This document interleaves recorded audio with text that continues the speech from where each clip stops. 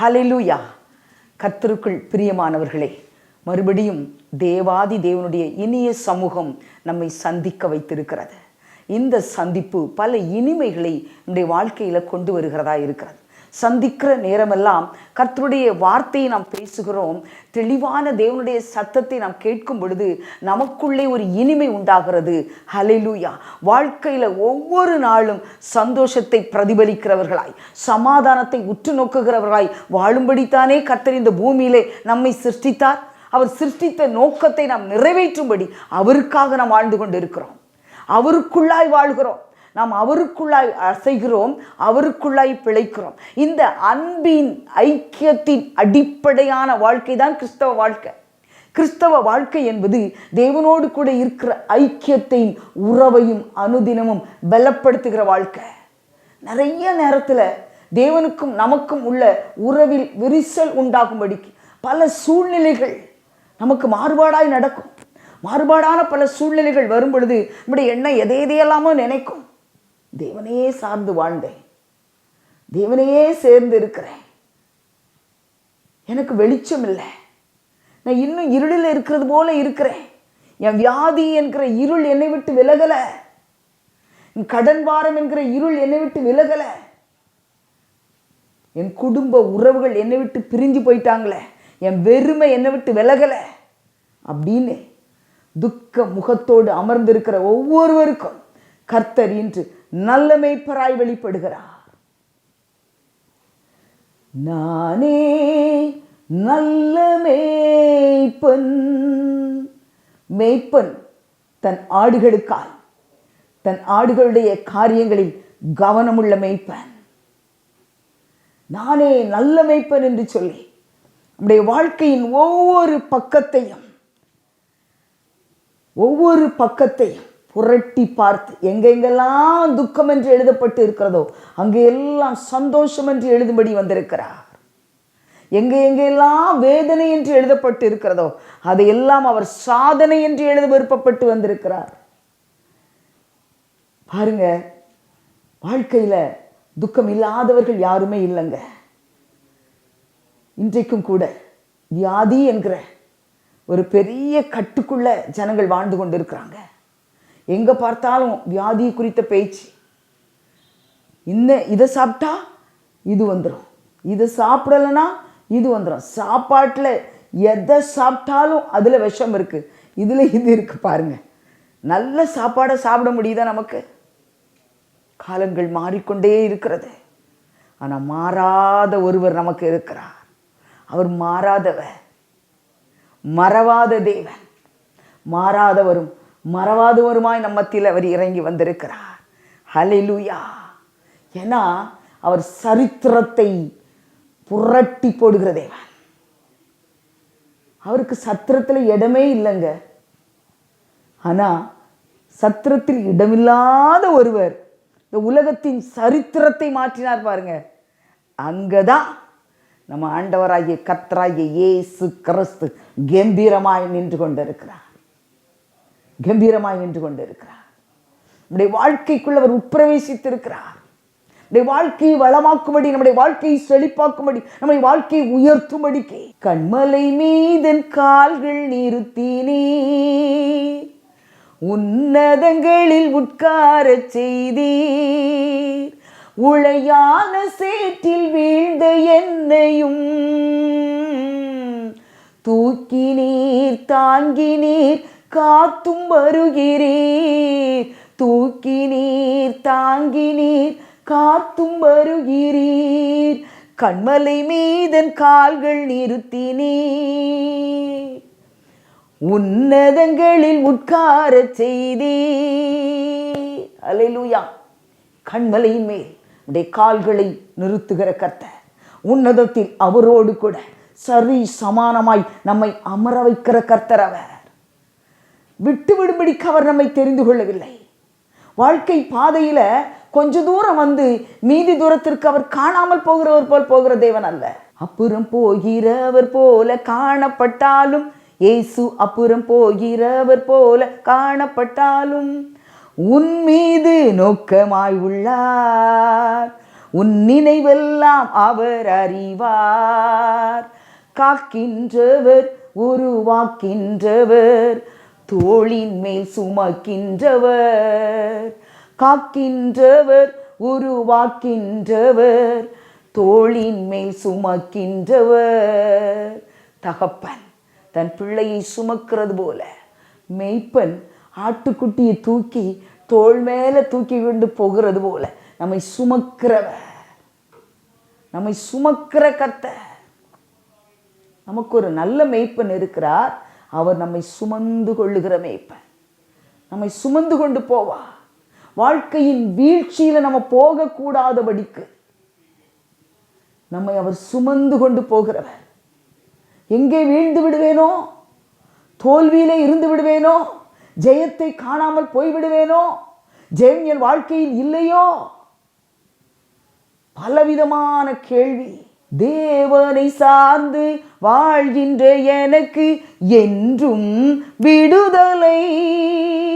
தேவனை சார்ந்து வாழ்கின்ற எனக்கு என்றும் விடுதலை. அவரது நாமம் அறிந்த எனக்கு அவரே அடைக்கலம். அவரது நாமம் அறிந்த எனக்கு அவரே அடைக்கலம். ஹல்லேலூயா ஆனந்தமே, ஹல்லேலூயா பேரின்பமே, ஹல்லேலூயா ஆனந்தமே, ஹல்லேலூயா பேரின்பமே. துதிப்பேன் துதிப்பேன் துதித்து கொண்டே இருப்பேன். துதிப்பேன் துதிப்பேன் துதித்து கொண்டே இருப்பேன். உன்னதர் மறைவில் நல்லவர் நிழலில் என்றும் தங்குவேன். உன்னதமானவரின் மறைவில் நான் என்றென்றைக்கும் தங்கியிருப்பேன்.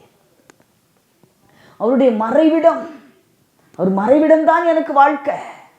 நான் அவருடைய மறைவிடத்துக்குள்ளாய் வாழ்ந்து கொண்டு இருக்கிறேன். ஹல்லேலூயா. இப்படி பாடிக்கொண்டே ஒருவர் இருந்தார். அவரை தேடிக்கொண்டே ஒருவர் இருந்தார். வேத புத்தகத்தில் ஆண்டவர் அவருக்கு என்ன என்ன சொன்னார் தெரியுமா? என் இதயத்துக்கு ஏற்றவன். என் இருதயத்திற்கு ஏற்றவன் அப்படின்னா நம்ம சொல்கிறோம் இல்லையா, ஏற்ற துணை. ஏற்ற துணைனா ஒருவரை ஒருவர் புரிந்து கொண்டு வாழ்கிறவர்கள். ஏற்ற துணை. கணவருக்கு இது பிடிக்கும், மனைவிக்கு இது பிடிக்கும். என் மனைவி இதை விரும்புவாள், என் கணவர் இதை விரும்புவார். ஒரு ஏற்ற துணை இப்படிதான் என்ன செய்வாங்க?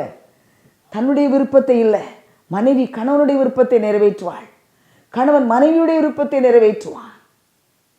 சில குடும்பங்களில் மனைவிக்கு எப்போதுமே கணவன் தன்னுடைய விருப்பத்தை நிறைவேற்றிக்கிட்டே இருக்கணும். ஆனால் கணவன் சொல்கிறத காதில் வாங்கி வாழுகிற பழக்கம் இல்லை. சில குடும்பங்களில் கணவனுக்கு அவருடைய விருப்பத்தையே மனைவி நிறைவேற்றி கொண்டே இருக்கணும். ஆனால் மனைவியுடைய வார்த்தையை கேட்குற பழக்கம் அவருக்கு இல்லை. மாற்றிக்கொள்ளுங்கள்.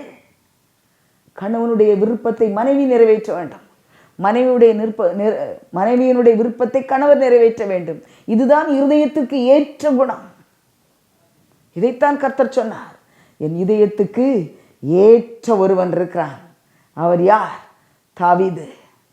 தாவீது தாவீது ஒரு பெரிய தப்பு செஞ்சாரே. பத்சேபாளிடத்தில் பெரிய தவறு செஞ்சிட்டாரே. அது கர்த்தர் மனதிலே வைக்கல பாருங்க. மன்னித்து மறந்த தேவன் அவர். மன்னிச்சு மறந்துட்டாரு. ஆனா ஜனங்களுக்கு தான் அது எப்பொழுதுமே மனதில் இருந்து கொண்டே இருக்கிறது. அவர் மன்னிக்கிறவரும் மறக்கிறவருமா இருக்கிறார். இருதயத்தை புரிந்து நடந்த ஒரு அருமையான தேவ மனுஷன்தான் தாவீது என்கிற தாவீது ராஜா. எல்லாரும் ரொம்ப விரும்பி சின்ன பிள்ளைகளுக்கு நம்ம ஒரு சங்கீத புத்தகத்தை சொல்லிக் கொடுப்போம். சின்ன பிள்ளைகளே பிறந்த உடனே என்ன சொல்லிடுவோம்? கர்த்தரின் மேய்ப்பராய் இருக்கிறார், நான் தாழ்ச்சி அடையேன் சொல்ல சொல்ல பழக்குவோம். ஆனால் அதனுடைய அர்த்தத்தை புரிந்து நம்ம பிள்ளைகளுக்கு நம்ம சொல்லி தருகிறோமா? நாம் அந்த அர்த்தத்தை புரிந்து படித்திருக்கிறோமா? இன்னைக்கு அந்த 23ஆம் சங்கீதத்தை மாத்திரம் நம்ம படிக்க போகிறோம். பாருங்க, சங்கீதத்தின் புஸ்தகம் 23ஆம் அதிகாரத்தை நம்ம எல்லாரும் எடுத்துக்கொள்ளுங்க. நிறைய பேருக்கு எடுக்கணும்னு அவசியமே இல்லை. நமக்கு அது எப்படி பார்க்காமலே நமக்கு ஃபுல்லாக தெரியும். ஃபுல்லாக தெரியும். ஆனால் அதற்குள்ளே இருக்கிற அந்த சாராம்சம், அதை நம்ம புரிந்து கொண்டோன்னா அதை படிக்கும் பொழுதெல்லாம் ஒரு புது தெம்பும் புது பலனும் புது வல்லமையும் புது அபிஷேகமும் புது ஆசீர்வாதமும் புது வெற்றியும் நம்மை சூழ்ந்து கொள்ளும்.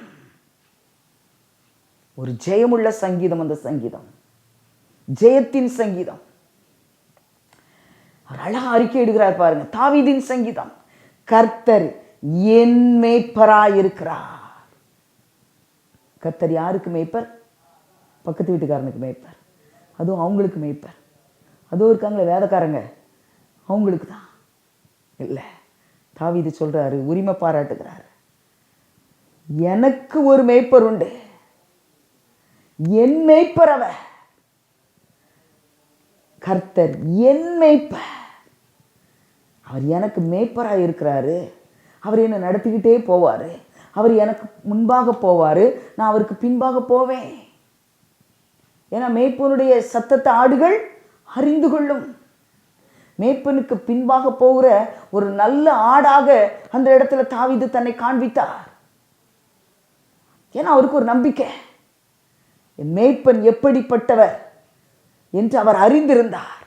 அதனால தான் அவர் சொல்றாரு, நான் தாழ்ச்சி அடையேன், அவர் என் மேய்ப்பர், நான் தாழ்ச்சி அடையேன்.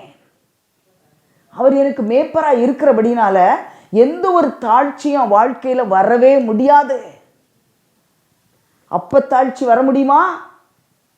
வர முடியாது. பொருளாதார தாழ்ச்சி வர முடியுமா?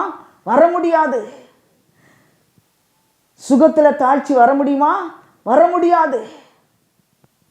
ஏனென்றால் மேய்ப்பனுக்கு தெரியும் ஆடுகள் எப்படி சத்தமிடுகிறது என்பதை அறிந்தே, ஆடுகள் ஒருவேளை உடம்பு சரியில்லாம வேதனையில சத்தமிடுதா அப்படிங்கிறது மேய்ப்பனுக்கு தெரியுமா?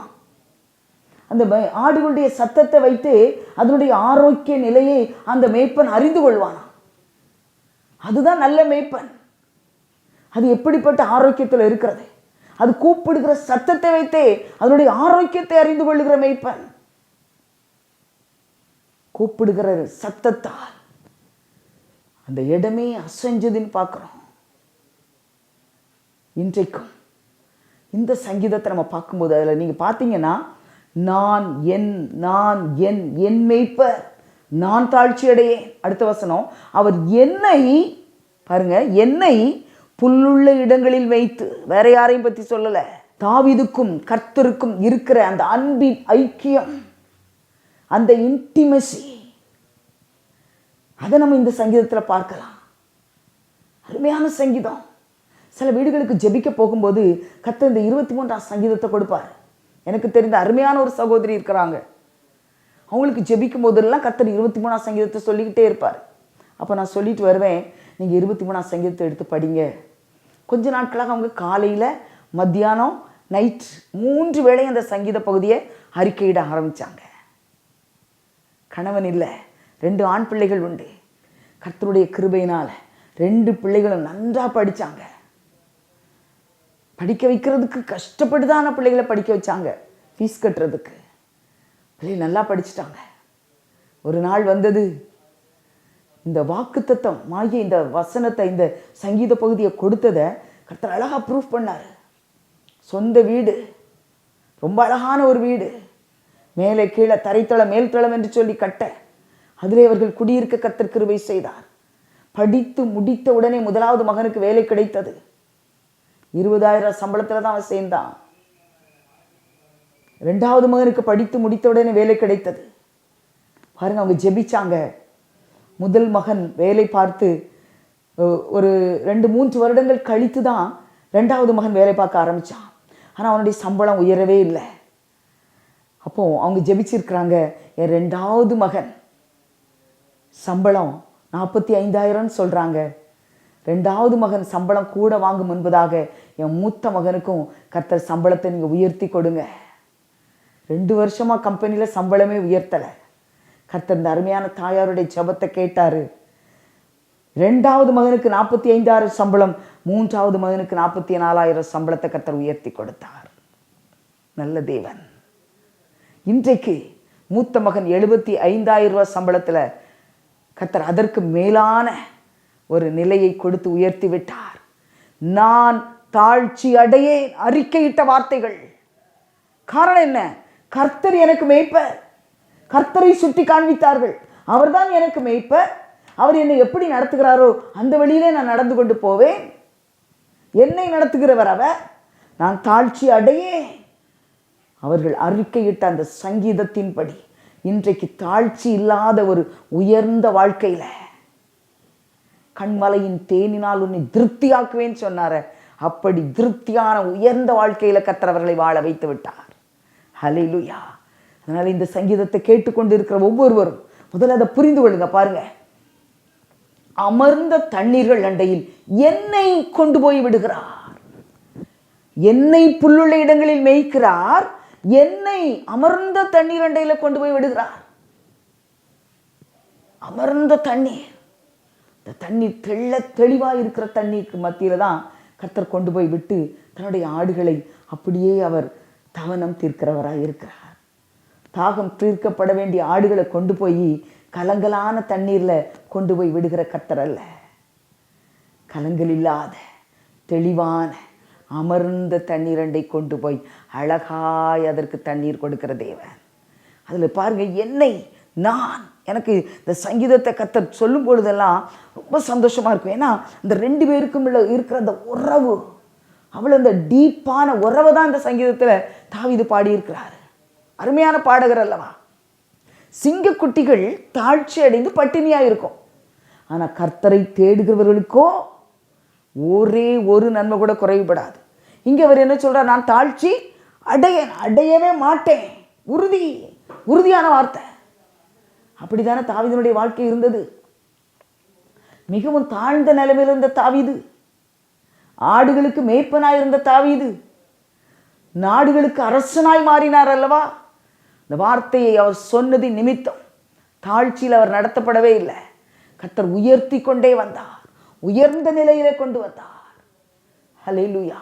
இன்றைக்கும் நாம் கரங்களை உயர்த்தி நம்ம 7 முறை அறிக்கையிடுங்க. கர்த்தர் என் மேய்ப்பராய் இருக்கிறார், நான் தாழ்ச்சி அடையேன். கர்த்தர் என் மேய்ப்பராய் இருக்கிறார், நான் தாழ்ச்சி அடையேன். கர்த்தர் என் மேய்ப்பராய் இருக்கிறார், நான் தாழ்ச்சி அடையேன். கர்த்தர் என் மேய்ப்பராய் இருக்கிறார், நான் தாழ்ச்சி அடையேன். கர்த்தர் என் மேய்ப்பராய் இருக்கிறார், நான் தாழ்ச்சி அடையேன். கர்த்தர் என் மேய்ப்பராய் இருக்கிறார், நான் தாழ்ச்சி அடையேன்.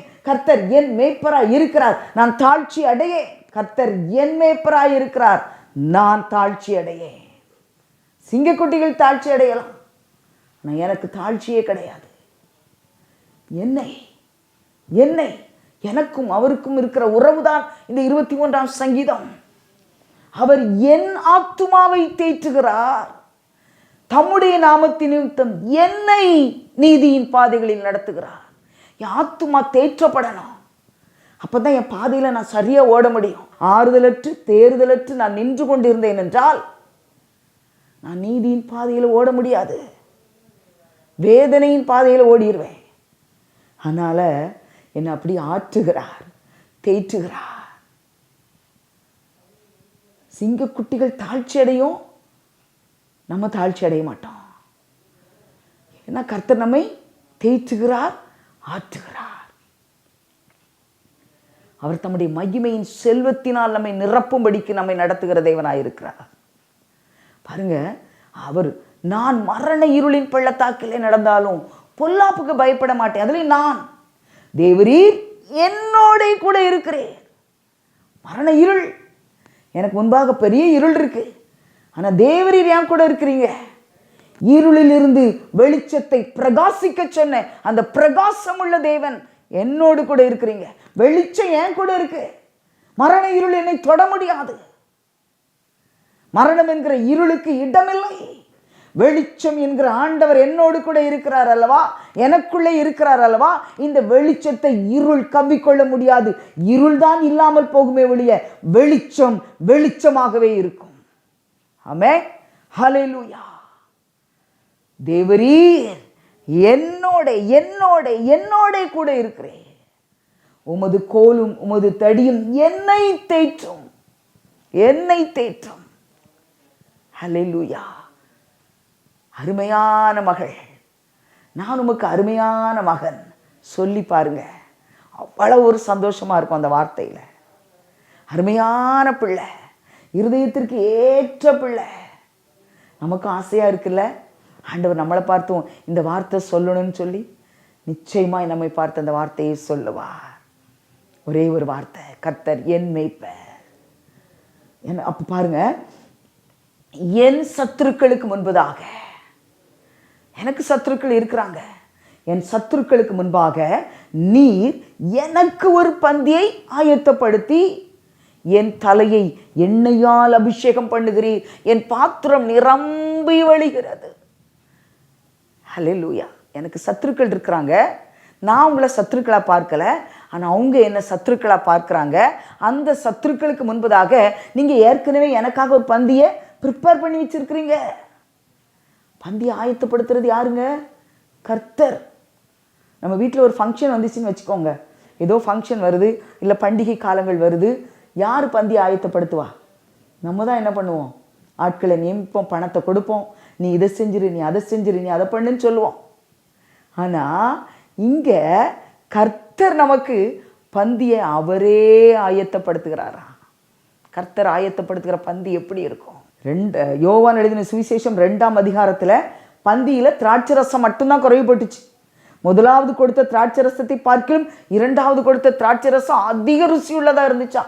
அப்போ மனுஷன் ஒரு பந்தியை ஆயத்தப்படுத்துறதற்கும் தேவாதி தேவன் எல்லா கண்களும் பார்க்கும்படியாக நமக்கு ஒரு பந்தியை ஆயத்தப்படுத்துறதற்கும் எவ்வளவு ஒரு வித்தியாசம். அவர் நமக்கு பந்தியை ஆயத்தம் பண்ணி கொண்டு இருக்கிறார். ஹல்லேலூயா. அந்த அப்படியே சொல்லிக்கிட்டே இருக்கும்போது என் தலையை எண்ணெயால் அபிஷேகம், என் தலையை அவர் எண்ணெயினால் அபிஷேகம் பண்ணுகிறாராம். பாருங்க, நான் என்னை இப்படிதான் வரும் எல்லா வார்த்தையும். எத்தனை முறை வருதுன்னு சொல்லி எழுதி பாருங்க, அப்போ புரியும். அவருக்கும் தாவீதுக்கும் இருந்த லவ் பாண்டிங், அந்த அன்பின் கட்டுக்கோப்பு, இருவர் எப்படி ஒரு அன்புக்குள்ள கட்டுண்டு கிடந்திருக்கிறாங்கன்னு பாருங்க. இன்றைக்கு தேவனோடு கூட தேவனுடைய அன்பில நம்ம கட்டுண்டு கிடக்கிறோமா? ஹல்லேலூயா. என் பாத்திரம் நிரம்பி வழிகிறது, என் பாத்திரம் நிரம்பி வழியுது. என்ன சந்தோஷம், சமாதானம், மகிமை, பிரசன்னம், அப்படியே வார்த்தை, நன்மை, ஜீவன் அப்படி நிரப்பப்பட நிரப்பப்பட நிரப்பப்பட அப்படியே வழிந்து ஓடி அநேகரை அது நிரப்பட்டும். என் பாத்திரம் நிரம்பி வழிகிறது. வழியணும், நிரம்புறது மாத்திரமல்ல, வழிந்து ஓடட்டும், வழிந்து ஓடட்டும். அநேகரை அது திருப்திப்படுத்தட்டும், அநேகருடைய வாழ்க்கையை அது உயிர்ப்பிக்கட்டும். என் ஜீவனுள்ள நாளெல்லாம் நன்மையும் கிருபையும் என்னை தொடரும், நான் கர்த்தருடைய வீட்டிலே நீடித்த நாட்களாய் நிலைத்திருப்பேன். பார்த்தீங்களா எத்தனை முறை வந்திருக்கு? உட்காந்து எண்ணி பாருங்க. 23ஆம் சங்கீதத்தை எடுத்து எண்ணி பாருங்க. ஹல்லேலூயா. நல்ல மேய்ப்பனா என்னுடைய வாழ்க்கையில் வெளிப்பட்ட தேவன். வாழ்க்கையில் நமக்கு தாழ்ச்சியே கொடுக்கக்கூடாது. நாம் தாழ்ச்சியில் வாழும்படிக்கு அவர் நம்மை தெரிந்து கொள்ளவே இல்லை. உயிர் மீட்சி கொடுத்தாரே, உன்னதங்களில் அமர பண்ணுவேன் என்றாரே, அவர் எப்படி நம்மை தாழ்த்தி போடுவார்? அவர் எப்படி நம்மை தாழ்த்தி போடுவார்? தாழ்த்துகிற தேவன் அவர் அல்ல, அவர் தாழ்த்துகிறவர் அல்ல. இன்றைக்கு ஒரு மெய்யான நம்பிக்கையோடு கூட அவரை பற்றி பிடித்து கொள்ளுவோம். தாவீது எப்படி இந்த சங்கீதத்தை அறிக்கையிட்டிருப்பாரோ அப்படி இந்த சங்கீதத்தை அறிக்கையிடுங்க. நான் சாட்சியா சொன்னேன் பார்த்தீங்களா, ஒரு சகோதரி, அந்த சகோதரி அறிக்கையிட்டது போல நீங்க அறிக்கையிடுங்க. இந்த சங்கீதத்தின் ஒவ்வொரு வார்த்தையும் உயிருள்ள வார்த்தை. உங்க வாழ்க்கையில் அது ஒளியேற்றும், அது வழி திறக்க பண்ணும், வழிகளை திறந்து கொடுக்கும். கர்த்தர் நல்லவர், அவர் தயை உள்ளவர் என்பதை ருசி பார்க்க வைக்கும். சங்கீதம் அவர் தயை உள்ளவர் என்பதை நமக்கு அது டேஸ்ட் பண்ணி பார்க்க சொல்லும். ஆமென். அவரோடு கூட நடக்க பழகுவோம், அவரோடு கூட பேச பழகுவோம், அவரோடு கூட அமர பழகுவோம், அவரோடு கூட வாழ பழகுவோம். வாழ்க்கையே அவர்தான் என்று சொல்லி நாம் அவருக்குள்ளும் அவர் நமக்குள்ளும் வாழ்கிற அந்த இன்ப வாழ்க்கைக்குள்ளாய் நாம் பிரவேசிப்போம். இந்த துன்பங்கள் எல்லாம் பறந்து போகிறது. ஹல்லேலூயா. உடைய ஆத்துமாவை நன்மை நான் நிரப்புகிற கர்த்தர், என் கர்த்தர், என் மேய்ப்பர், நான் அவருடையவள், அவர் என்னுடையவர். சொல்ல சொல்ல எவ்வளவு சந்தோஷம், எவ்வளவு இனிமை, எவ்வளவு மகிமை, எவ்வளவு சிநேகிதத்துவம். ஆமென். ஹல்லேலூயா. எங்கள் அன்பின் பரலோக தந்தையே, தகப்பனே, நீர் மேய்ப்பராய் முன் செல்லுகிறீர், எங்களை காக்கிறவராய் முன் செல்லுகிறீர். இந்த பூமியில் அப்பா நாங்கள் சம்பிரமமாய் வாழும்படிக்கு எல்லாவற்றையும் எங்களுக்கு ஆண்டவரை குறைவில்லாமல் கொடுக்கிறவராய் எங்கள் வாழ்க்கையில் வெளிப்படுகிறீரப்பா. சிங்கக்குட்டிகள் தாழ்ச்சி அடையும், அவைகள் பட்டினியாக இருக்கும். கர்த்தரை தேடுகிற நாங்களோ தாழ்ச்சி அடைய, நான் தாழ்ச்சி அடைய நிச்சயமா அடைய மாட்டேன். Confirmed word. தாழ்ச்சி எனக்கு இல்லை. கர்த்தர் அப்படி தாழ்ச்சி இல்லாத ஒரு உயர்வுக்குள்ள எங்களை நடத்த போகிறீர் ஆண்டவரே. அப்படியே ஆண்டவரே, இந்த செய்தியை பார்த்து கொண்டு இருக்கிற, கேட்டுக்கொண்டு இருக்கிற ஒவ்வொரு குடும்பங்களையும் கர்த்தர் உயர்வுக்குள்ள என்னை நடத்தும்படி நான் ஒப்பு கொடுத்து செபிக்கிறேன் அப்பா. இந்த 23ஆம் சங்கீதத்தின் மகிமை எங்களையும் எங்கள் குடும்பங்களையும் சூழ்ந்து கொள்ளும்படி நாங்கள் ஒப்புக் கொடுக்கிறோம். சூழ்ந்து கொள்ளட்டும், சூழ்ந்து கொள்ளட்டும். பெரிய காரியங்களை கர்த்தர் எங்கள் வாழ்க்கையில செய்தருளுங்க. நசரேயனாகிய இயேசு கிறிஸ்துவின் நாமத்தில் ஜெபிக்கிறோம் நல்ல பிதாவே. ஆமென், ஆமென். ஹல்லேலூயா, ஹல்லேலூயா, ஹல்லேலூயா.